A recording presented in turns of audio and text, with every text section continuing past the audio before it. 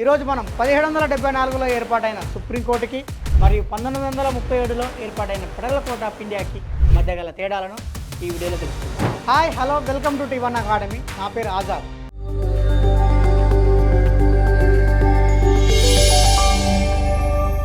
పదిహేడు వందల 1774లో ఏర్పడిన సుప్రీంకోర్టు ఏ చట్టం ద్వారా ఏర్పడింది అంటే 1773 రెగ్యులేటింగ్ యాక్ట్ చట్టం ప్రకారం 1774 సుప్రీంకోర్టు ఏర్పడితే 1935 భారత ప్రభుత్వ చట్టం ప్రకారం 1937లో ఫెడరల్ కోర్ట్ ఆఫ్ ఇండియా ఏర్పడింది.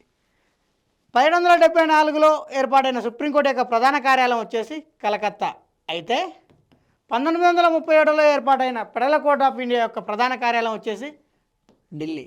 1774 ఏర్పాటు సమయంలో మొత్తం న్యాయమూర్తుల సంఖ్య వచ్చేసి 4 అయితే 1937 ఫెడరల్ కోర్ట్ ఆఫ్ ఇండియా ఏర్పాటు సమయంలో ఉన్న మొత్తం న్యాయమూర్తుల సంఖ్య వచ్చేసి 3. 1774లో ఏర్పాటైన సుప్రీంకోర్టు యొక్క మొట్టమొదటి ప్రధాన న్యాయమూర్తి ఎలిజా ఇంపై అయితే 1937లో ఏర్పాటైన ఫెడరల్ కోర్ట్ ఆఫ్ ఇండియా యొక్క మొట్టమొదటి ప్రధాన న్యాయమూర్తి వచ్చేసి సర్ మౌరిస్ గ్వియర్. 1774లో ఏర్పాటైన సుప్రీంకోర్టు యొక్క అధికార పరిధి వచ్చేసి కేవలం కలకత్తా ప్రాంతం అయితే 1937లో ఏర్పడిన ఫెడరల్ కోర్ట్ ఆఫ్ యొక్క అధికార పరిధి వచ్చేసి భారతదేశం మొత్తం. బ్రిటిష్ స్వాధీనంలో ఎన్నైతే ప్రాంతాలు ఉన్నాయో అన్ని ప్రాంతాలు కూడా ఈ ఫెడరల్ కోర్ట్ ఆఫ్ ఇండియా పరిధిలోకి వస్తాయి. కానీ 1774లో ఏర్పడిన సుప్రీంకోర్టు పరిధిలోకి మాత్రం కేవలం కలకత్తా మాత్రమే వస్తుంది. కలకత్తా మరియు దాని పరిసర ప్రాంతాల్లో ఉన్న ప్రాంతాలు మాత్రమే వస్తాయి. 1774 ఏర్పాటు సమయంలో ఉన్న మొత్తం న్యాయమూర్తులు వచ్చేసి 4 అయితే అదే 1937 ఏర్పాటు సమయంలో ఉన్న మొత్తం న్యాయమూర్తులు వచ్చేసి 3. ఇందులో ఒక ప్రధాన న్యాయమూర్తి మరియు ఇతర న్యాయమూర్తులు. ఇందులో ఒక ప్రధాన న్యాయమూర్తి మరియు ఇతర న్యాయమూర్తులు. మరి ప్రధాన న్యాయమూర్తి వచ్చేసి సర్ ఎలిజా ఇంపే.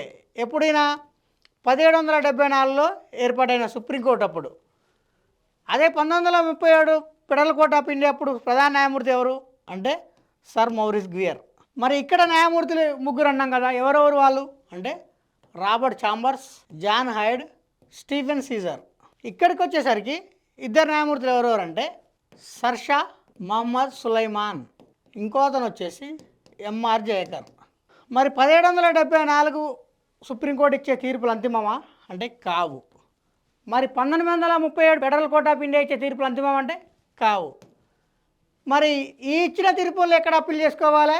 ఈ 1937 ఫెడరల్ కోర్ట్ ఆఫ్ ఇండియా ఇచ్చిన తీర్పులు ఎక్కడ అప్పీల్ చేసుకోవాలి అంటే ఈ రెండింటిని కూడా లండన్లోని ప్రివీ కౌన్సిల్ వద్దనే అప్పీల్ చేసుకోవాలి. మరి 1774లో ఏర్పాటైన సుప్రీంకోర్టు తర్వాత దేనిగా పరిణామం చెందింది? 1937లో ఏర్పాటైన ఫెడరల్ కోర్ట్ ఆఫ్ ఇండియా తర్వాత దేనిగా రూపాంతరం చెందిందో కూడా ఇప్పుడు మనం తెలుసుకుందాం. 1774లో ఏర్పాటైన సుప్రీంకోర్టు తర్వాత 1862 కలకత్తా హైకోర్టుగా మారింది. ఏ చట్టం ద్వారా మారింది అంటే 1861 భారత హైకోర్టు చట్టం ప్రకారం మారింది. మరి 1937 ఫెడరల్ కోర్ట్ ఆఫ్ ఇండియా దేనిగా రూపాంతరం చెందిందంటే 1950 సుప్రీంకోర్ట్ ఆఫ్ ఇండియాగా రూపాంతరం చెందింది.